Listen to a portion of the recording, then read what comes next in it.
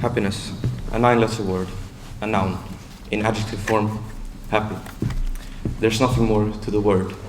The word, well, there is a definition to it. The definition being the state of being happy.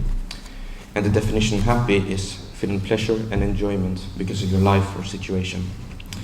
Simply put, the definition of happiness is feeling pleasure because of your situation. However, what the meaning of happiness is, I have an extreme vague comprehension of it. Even more unclear what the meaning of happiness is for us, the youths of society. I can begin by saying that, personally, I can't pinpoint what happiness is for me at a certain moment. However, much like the polar opposite of happiness, sadness can come from nothing, and likewise. Some days I wake up and I feel content or some sort of enjoyment, not towards any specific event that will occur, but for no apparent reason. Some days I wake up and I feel lost or some sort of discomfort, not towards anything that has hurt me, but for no apparent reason. The saying, "you've got to have lows to appreciate the highs," fits well within the conversation of happiness. If you only have sadness, everything will be dull, your life will lose meaning, and eventually you will spiral down into an unfortunate fate.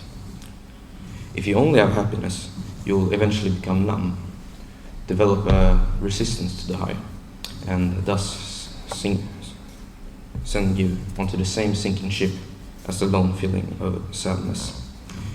The question turns into if you should chase happiness or sadness, or you should let the stream carry your mood.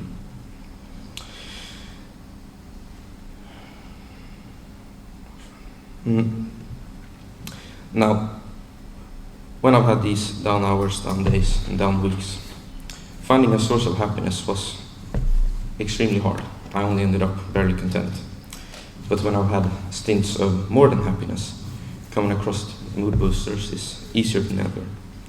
To me, this is incomprehensible, since I've learned in school that nature strives for balance. So why doesn't our minds try and balance out the amount of happiness and sadness we experience? After all, we are derived from nature through millions of years and evolution.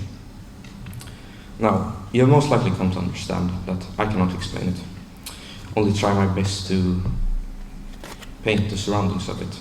And if you were to try to do so like yourself, you'd struggle. However, a significant part of happiness is the origin. And coincidentally, it is the easiest part to explain, since there are so many examples that are situational. When I was writing this, I sat in part of my school's book inventory.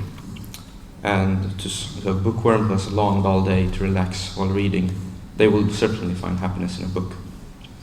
Behind me were posters of Germany, France, and Spain, and to someone who's interested in geography, history, and national relations, they might find joy in those posters.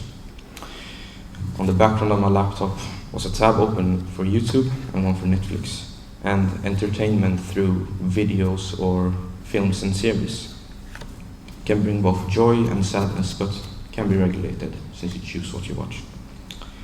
Through my phone, I listen to music, and music certainly reflects emotions through artists and themes. Explaining the phenomenon is extremely daunting, so instead of explaining what causes happiness, what shatters the link to happiness?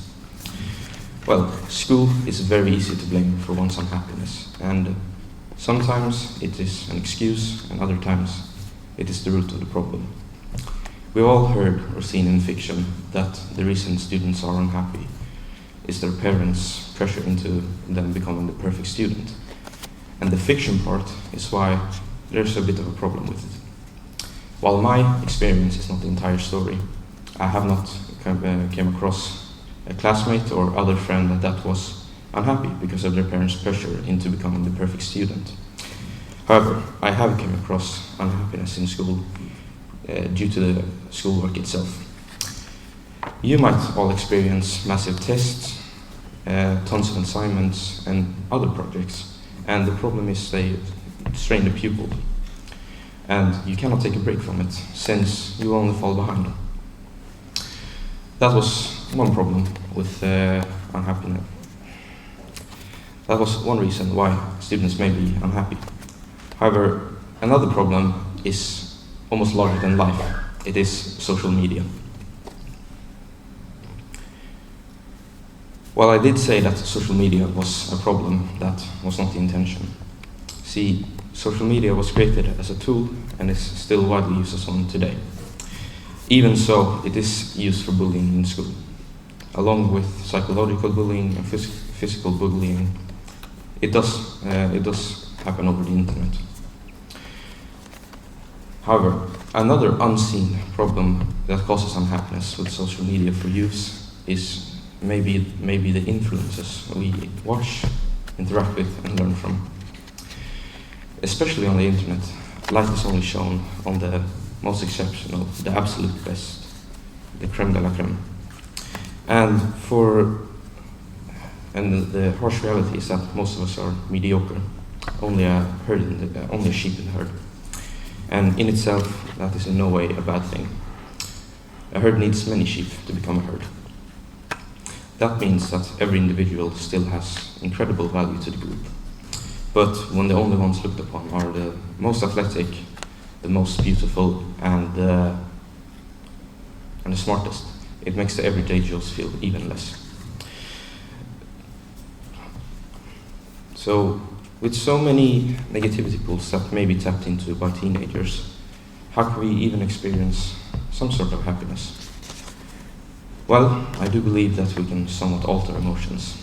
And if you have slightly drifted away and found an answer, you may think it in unison, as I say it. The answer being the people around us. Surrounding yourself with not yes men, but people who challenge you and bring out the best in you is what's going to be healthy for you. We need each other to survive and thrive. Thank you.